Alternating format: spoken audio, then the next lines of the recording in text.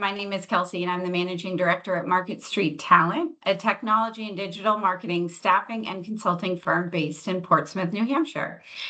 For those who have attended our events before, thank you so much for your continued support of Market Street and of women in the tech community. And for those joining us for the first time, welcome. A little history, WIT has grown into our flagship event over the past 15 years with a goal of empowering women in tech and driving community-wide impact. Twice a year, WIT brings together leaders, innovators, and allies to celebrate women in STEM and inspire the next generation of female technologists. It takes a very talented team to bring this event to life so seamlessly, so I want to give a huge thank you to Jennifer Gray and Liz Biddle from Market Street Talent, as well as Marie Rapucci from J and May Marketing. If you have not checked out her website and her services, I highly suggest you do. She is absolutely fantastic. So thank you three again for your time and dedication.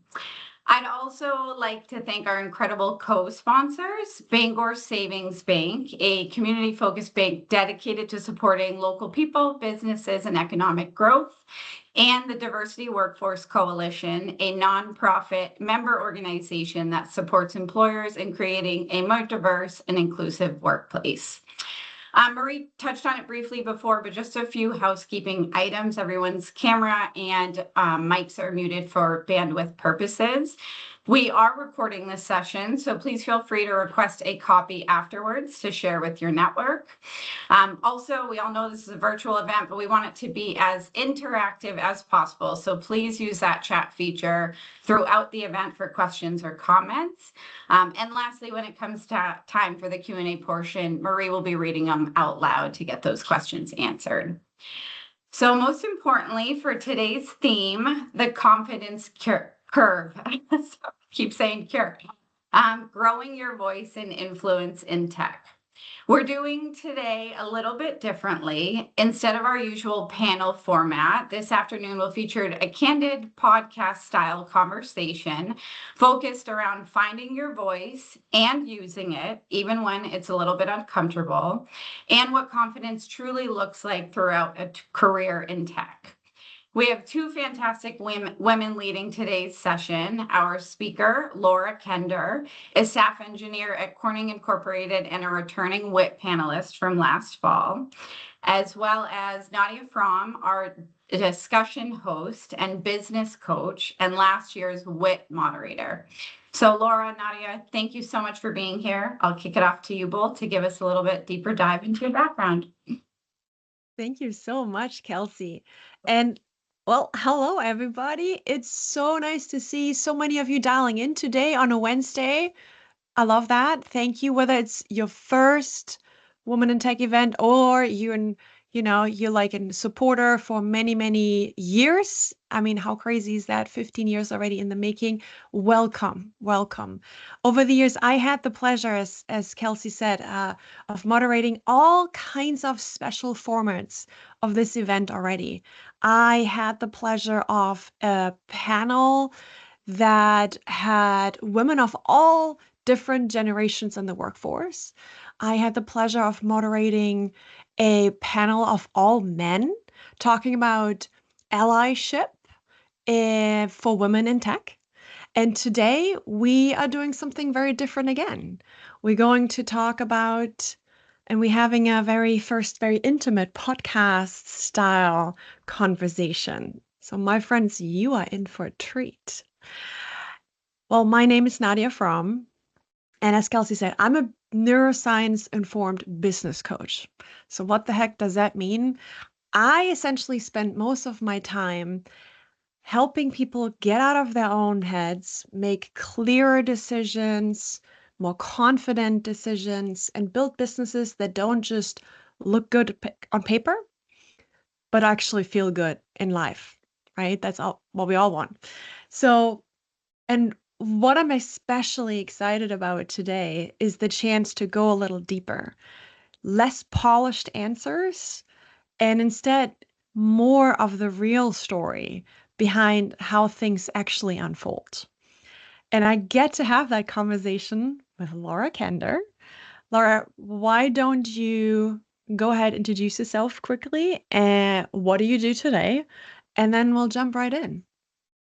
Perfect. Thank you everyone for joining this event.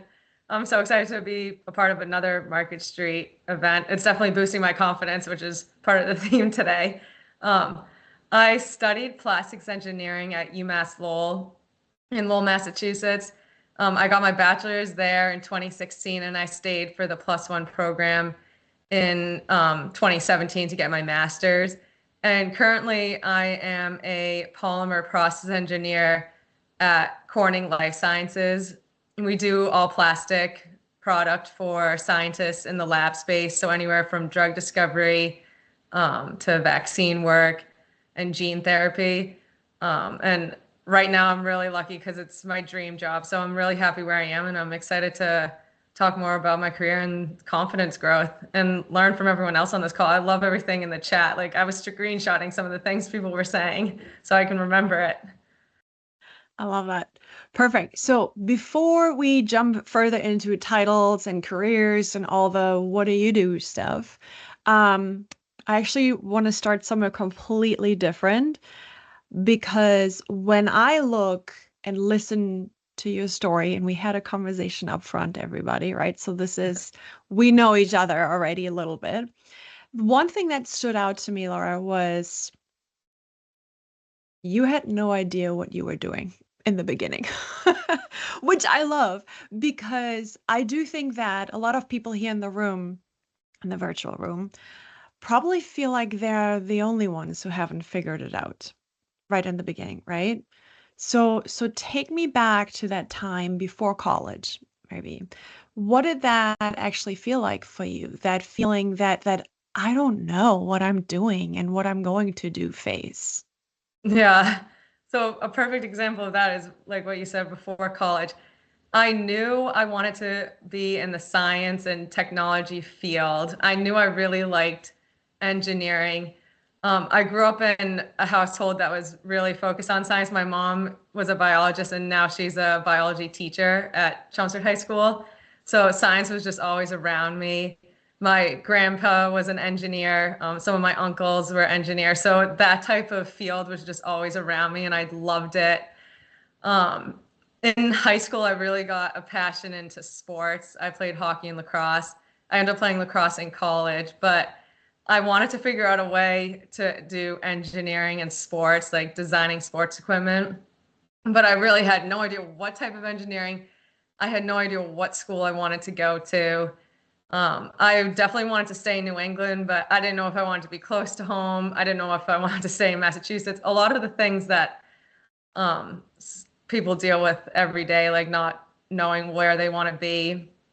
But I have a twin sister, and we actually didn't decide where we wanted to go to college until the very last day possible, where you had to submit your your answer of where you were going. And the reason I chose UMass Lowell, me and Elizabeth had no idea where we wanted to go. So our mom said, why don't you just go to UMass Lowell and tour it one more time? It was like 15 minutes from where we grew up, so we didn't know if we wanted to be that close. So we were just walking the halls of the engineering departments, and some guy came out of his office and was asking what we were doing. And he said, come see my labs, come see my department. Okay. And he was the chairman of the plastics engineering department at UMass Lowell. And so we said yes, which was step one, was a really good decision to say yes to that, because he showed us around all of his labs. He showed us on the wall this guy that worked at Bauer and was designing hockey equipment. And so right then and there, after seeing the lab space, we were like, okay, this is where what we want to do. Okay, so And wait up. So a random dude just pulls you off on the literally the last day of touring schools, talking about yes, last minute decisions. This random dude just pulls you into a random lab, and then you're like, this feels like a movie scene. yeah, So exactly.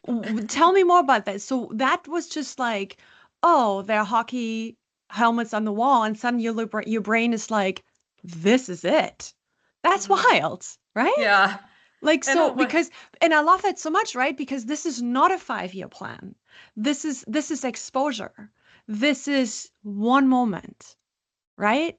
Because do you think we underestimate how much seeing, just seeing something can change everything? That's Yeah. wild, right? I love that you're saying it's just one moment because Yeah. even if you do have a plan with where you want to go, one moment can change that. And if you're willing to say yes and willing to pivot a little bit, then you never know what can happen. That is crazy. So, okay, so there's another part. So I want to continue that, but um I don't know if you are caught on to that, but there's another layer of your story that I want to kind of like peel back on because that's really Okay. important when we talk about confidence. You know where I'm going with this. And I do think that adds this really interesting layer because you're a twin. Yeah. So my baby sisters actually are twins. So I know all about that magical twin phenomenon. Tell us about that a little bit more. What was that growing up for you too? Yeah, it was awesome being a twin because we always just had a best friend. I think so. We both went to the same college and studied the same major, which is kind of rare for twins to do. Sometimes they want to split up. But for Yeah. me, it helped a lot in college because it gave me confidence to have someone else. Um, I know that like even just having a friend or a mentor can help boost your confidence and someone to talk to. And I got lucky Mm-hmm. having a twin because she was my sister and also my best friend. Um, One example of how we kind of utilized each other in college and like building off of each other's confidence. During one of our classes, there was a guest speaker, one of the board members of New Balance. His name was Jim Davis. He came in to speak at one of the lectures. And while he was talking, we were both looking at each other like, we need to go talk to him after. And obviously, we were nervous to go introduce ourselves, but that's how we got our first internship was at New Balance through him because we asked for his email. So having the twin definitely helped to have someone with me throughout college. Mm-hmm. That's just wild.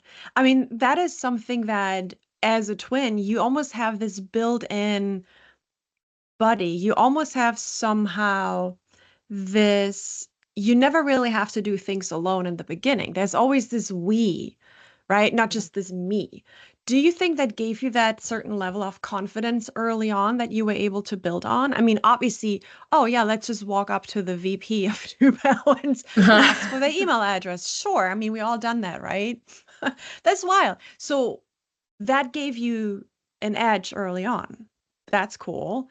But then at some point that changed, right? Yeah. You moved away. Uh-huh. What happened to that confidence of we when that suddenly disappeared? Can you tell us a little bit more about that? Yeah, I would love to. So, yeah, you're right, spot on the head that having each other definitely gave me more confidence. We lived together 4 years after college in Boston, and then it got to a point where I wanted to change careers to go back into more engineering. And I left Boston, and that was like one of the first times me and my twin were separate. I was in a completely different state, and now it's been like 4 years separate. But that first year and a half separate, I all of my confidence was gone. I didn't know who I was as an individual. I was really lost. I feel like my self-esteem dropped drastically. And so that year, I had to take a solid year and a half to rebuild that confidence and learn what confidence meant to me. Wow. Yeah, it was definitely a really challenging time, but I Yeah. feel like that having the confidence before being a twin and then learning how to be confident by myself has really brought me to where I am today in my career. And I can go through some things that I learned in that year and a half if you'd want. Please do because and I think this is so powerful because even if someone isn't a twin, people experience that when they leave a job, when they leave a relationship, when they leave a role like being, being a wife, being a daughter, like it's life transition. They just thrown at you without a freaking memo, without a heads up. So anything that gives us that sense of identity, when that is ripped under our feet, what do? You have to figure it out. So tell us a little bit more about that, because I bet that everybody in the room here right now has some kind of moment where it's just like, cool, cool, cool, cool. So who am I now? And confidence is the first thing that is like, goodbye. So how Mhm. did you rebuild that? What were Yeah. those moments where you were like, all right, I'm gonna go through the moves? Did you borrow? Did how did you rebuild that, right? Like what actually helped you find your way back to owning your own voice and finding and then owning your voice? It is crazy how sometimes you can have the most confidence you've ever felt in your life, but then some days or some certain meetings or some certain groups, you just don't have that same confidence. One thing that really helped me was talking to people about it. When I was in a room at my previous job and I was the only female in the room and I didn't speak up or didn't speak my mind, and I was mad at myself for not speaking up, the only thing that really helped me to build the confidence back was talking to people. I have a really powerful mentor. Her name is Debbie Millen. Some of you guys might know her because she speaks on some panels through with Market Street. But she has been with me since I was younger. She's my brother's mother-in-law. So I got lucky that I have a powerful woman in my life. Also, my mom has been a really important part of my life too. And so anytime I was in situations where I didn't have confidence, after work, I would call one of them and figure out what they would do and get their Mm. advice. And a big thing was just practicing. And because there were multiple times in that year and a half, I was trying to build my confidence back up that I would just get scared in meetings. I just couldn't speak up. Um, a lot of, especially transitioning into the virtual world, it was so hard for me to figure out how I could find my voice in the virtual platform. So I started before every meeting, I would write one thing down that I wanted to either ask or one thing I wanted to bring up. And I made myself at least say those words, even if it was just one sentence.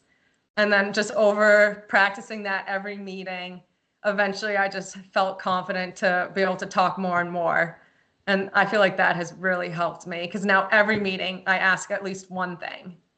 Smart.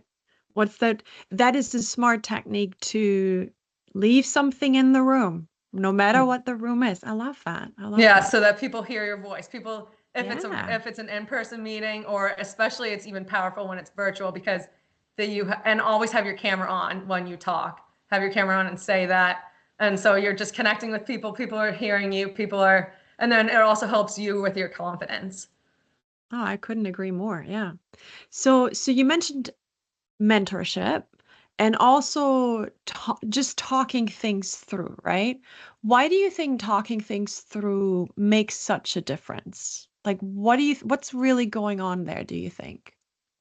I think sometimes, well, two things. Just hearing that maybe your thoughts that you're having aren't ridiculous and other people feel that way too. It can Mm. help boost your self-esteem. Also, just hearing that and feeling like you don't have to be embarrassed for not speaking up because every woman, even every male, has had these instances before.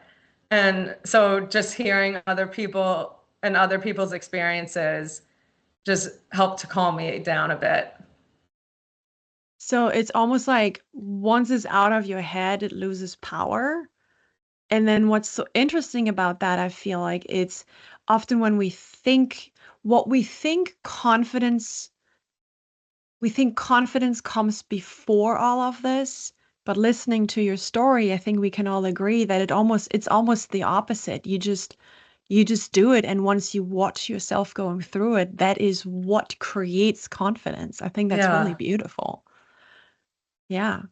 And connecting to what you just mentioned earlier, where you and your sister just walked up to the VP of New Balance, just like, hey, can we get your email? And that actually landed a job, right? Or an internship for you guys. Yeah, I think that was the first time I ever felt the power of being confident, Yeah. was that Yeah. moment. So in that moment, so what actually went through your head? Like, did you actually feel confident or did you just do it anyways? I think before I was so nervous. Yeah. Like my voice was probably shaking and I was probably sweating. But then afterwards, just getting the person's email boosted my confidence. So it was mainly after I felt that huge confidence. Yeah. Yeah. That's almost the reward, like, right? So just like sprinkling a little bit of my neuroscience nerdism in here, but our brains are cookie monsters and they live off dopamine. So when you do something hard and it's actually like that worked out, it's like here, cookie. So that's how we learn. We overcome hard things and over time we're like, wow, that didn't hurt. That actually was really amazing. And that's how you go through it. And I think that is so brilliant that you just keep doing it. You prepare yourself, you do it. And I mean, now look at you. I love that. Um, and even now, right? That is that powerful shift. That confidence didn't create the action. The action created the confidence, Mm-hmm. right? Yeah. And even now, it's not that that just disappears because fast forward to today, kind of like getting back to the part where you mentioned the beginning, women in tech, oftentimes we do find ourselves as being, you know, one of the only women in the room or one of the few women in the room. Today, you are successful, you rebuild your confidence, but then you walk into a room and you are maybe the only female, right? What does it feel like today? Can you take us maybe to one of those moments? Yeah. Today I definitely, sometimes it actually changes day to day. Sometimes I walk into a room and it's all males and I think, wow, this is so cool. Like I'm making an impact being the female in this room. But then sometimes it's very intimidating. Still to this day, it does get to you, especially when the other people in the room have really loud voices and you don't know exactly, because sometimes as a female you don't know how vocal you want to be in a room of all males. I know I touched on it a little bit earlier, but one thing that just helps me is don't be embarrassed to say something that's wrong or against what everyone else in the room is saying, because Mm, that's what sparks conversation. And even if you say something and everyone shuts it down, it doesn't mean your idea was bad. It's yeah. just that it might not be something that they're thinking about in the moment. So just never be embarrassed for saying something and people it being the opposite of what everyone else is saying. Yeah. No, I couldn't agree more. Yeah. And I think, you know, we always talk about it that, it's an interesting experience to walk in with all that, bright-eyed, bushy-tailed, and having all the good intentions and knowing that you are going to be in a minority, and especially when you are, climbing the career ladder, and then you find yourself as one of the few females, and also being young in a room full of, senior male, that sometimes can be super intimidating. And because I feel people hear about it, but until you are in the room, it does hit different, Yeah. right? You mentioned something earlier about there was like one of those like first leadership insights that you came upon when you mentioned about working with your first intern last year, I believe, Mm-hmm. right? Yep. I thought that was such a powerful leadership lesson. You mentioned that you said start to you had to learn to stop filling the silence. What happened there? Take us to that moment. So I had my first intern last summer. I didn't expect it at all. So I was so grateful that my manager wanted to give me an intern to practice my leadership skills. And the big lesson I learned last summer was learning to listen and not needing to fill quiet space. When the first few times I was meeting with my intern, if I had asked a question and he didn't know the answer right away, I would try and talk and fill that space. But I learned that just being silent for a second or even a few minutes and just letting him think and formulate his thoughts, that it made for a way more productive conversation. And he actually knew exactly what to say. He just needed time. Yeah. So I had to learn the confidence to be okay with silence. Yeah. And so that's something I've been working on. Why do you think that's so hard for us, that silence? That's a good question, because sometimes you think it could be awkward, or you don't want the other people in the room to think that you don't know what to say back.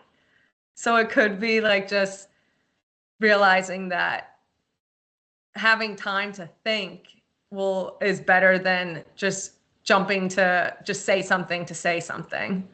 Yeah, because that's where the thinking happens, right? Mhm. That's where growth happens. That's the power. Don't take it away from them. I believe that too. Yeah. What a powerful insight right at your first intern take. I love that. I love that. I hope I Now, get another one soon. and like give it to her, like hand it to her, please do. Whoever's listening. So I want to talk more about public speaking, because now this one surprised me. You love public speaking. I mean, kind of obvious because you're sitting in front of, many people right now. You love taking these opportunities. So you love public speaking. How did that start for you? Tell us about that. I know it's definitely been a growth. I, for some reason, love public speaking and just meeting people, having the platform to tell my story and just hearing other people's story. I think that it really started in college. UMass Lowell had a program called The Difference Maker, and it was for entrepreneurs that wanted to learn about the business side of the world, but then also if you had an idea, you could present it. Actually, my brother was also a plastics engineer with me and my twin, which is funny. Like a family entertainment there I going know. on. He wasn't plastics when he first started, but he saw how much Elizabeth and I loved plastics, so he moved over to be in the same major. But we came up with an idea, and so we were part of the Difference Maker, and that required a lot of public speaking. We had to speak in front of students. We had to speak in front of like adults, because at the time we were in college, so people in the corporate world were intimidating. But that's definitely where I learned public speaking.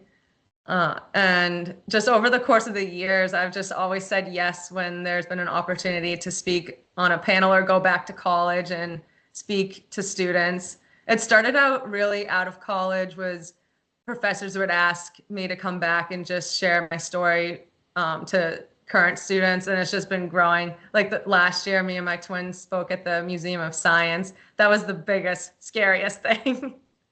Yeah, because now you're speaking to kids and suddenly you're more nervous than ever. Yes. Why? I know, it's the opposite of what you would think. I was more nervous to talk in front of the kids, and I think it's because I knew that they were coming to learn about science. And if I said, in my head, I was thinking, if I didn't do well and I didn't make them excited about science, they might never want to pursue science again. So to me, I was like, I need to make an impact so that these kids want to go into the tech and science world. So I think that's why I was more nervous to do that than some other speaking events.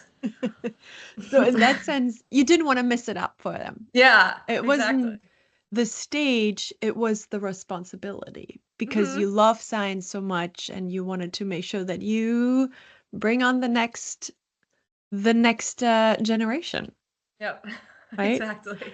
Yeah. And then I do think we also mentioned a little bit, like looking at the timeline, it was also the first time that it was like real 3D people in a room. Before, the last time you spoke was before COVID, and that was more college. So now it's like it's in person after a couple years, and it was this perfect storm, right? Yeah, I would definitely suggest anyone that is like in the virtual space saying, like, doing opportunities to speak in a room, because that's definitely helped in the past few years. My confidence is speaking in front of people versus just only virtual. Yeah. I can attest to that. Sitting in your house, like we all right now, there's something to it. When your body is in a safe space, it hits differently when when you're on stage and you see like the bodies, the other people reacting, and there's something to it. When the body feels in a safe space, this is great. This is still not easy to do. And at the same time, going on stage and then also trying to not ruin children's scientific love, like that's 5 levels up. So kudos for you to doing that. That is quite levels up there for sure. Thank you. And I do want to say also that confidence isn't just about speaking in front of people. Like I know there's some people that never want to speak in front of a crowd ever, that doesn't mean you don't have confidence. Even just fighting for yourself in your career is confidence. Like knowing what you want. If you're in a bad situation or you don't like the culture of your company, having the confidence to leave and finding something that you like, a company that has your values. So it's not just all about speaking. You can have confidence in anything that you're doing. Yeah. Yeah. So let's talk a little bit more about, well, essentially communication, because I feel like communication doesn't necessarily feel like the number one skill that is top on the list if you talk about tech jobs. I don't know. I feel like it's not necessarily talked enough about in tech. So would you say that is something that came naturally to you? I think communication wise in the tech space, something that came naturally for me was data analysis, being able to do an experiment and then having the data and being able to present that data and knowing how to communicate it to business people that necessarily aren't in the tech field day to day, but more on like the business side of things. That kind of came natural for me. Yeah. So you mentioned something really, really honest when we talked about being in a culture that maybe doesn't necessarily fit. And so what was that experience like for you? How did your communication skills help you? Maybe you can describe, kind of in a neutral setting, but like maybe you can describe a little bit that situation for us and how you managed through it as you were, with your newfound confidence, your communication skills. How did you manage that situation back then? Yeah. So I think that kind of similar to what I was talking about, it was definitely just a culture didn't, that wasn't fulfilling me. It was making me stressed. It was a very click-oriented culture. So when I joined the team, there were already these formed groups, a lot of males, like it was definitely a bro culture. And I just couldn't find my voice. The big thing that got me through the years that I was at that company was trying to find other projects to work on, meeting with different teams to try and join their projects to see if I could find a different world of the company that more suited what I was looking for. But I tried and it just wasn't exactly what I wanted. So the big thing that helped me was just leaving and finding a different job, which is scary. But that definitely helped with my confidence because I left a situation that wasn't making me happy. And as soon as I left and found this job where I'm so happy every day going to work, it's definitely made a difference. Yeah, yeah. And you said something bold that finding your voice actually required you to leave that situation, right? How Yeah. did you make that decision? Because I do think that today, oftentimes, it is thought of that you build your career, you got to lock in, and career is always thought of as this clear-cut linear path from like, entryway all the way up to senior, but sometimes it's not. And and so for you, what were the like pros and cons that you had to weigh for you? And so what was that decision process for you in the end? And especially now, you know, Monday morning quarterback. Like, how do you look at the decision today? I'll start with that last question. This decision today was the best decision ever. But pros and Good. cons, one of the biggest Yes. cons was leaving my twin, leaving the city, Boston, where I knew my sister was, and like that safe space. And then also just so much unknown, because you don't know if when you leave, if things will get better. You also don't know how the people, like, even I was nervous to tell my manager at the time, because you just don't want to, you've known these people for a while. You don't want to change things up so abruptly. But you do just have to focus on yourself and sometimes, and just do what is best for you. But yeah, I did make pros and cons. I think I still have pros and cons list from that decision somewhere, which is funny. And so the process in itself for you was, all right, it was the right decision, but in the moment it felt probably super scary. Yeah, really scary. So what advice could you give to someone that might sit in that uncomfortable space of, all right, I know I probably still have much more to learn here, but I don't know if this is the right space for me. How can I figure this out? How do I know if it's time for me to take that leap of faith and jump to the next opportunity? What advice Before can you give? Before I actually finally made the decision, I reached out to a lot of people on LinkedIn, former classmates, and I just asked to meet with them over coffee or just like a 30-minute Zoom call and talk to them about their company that they work for and their job.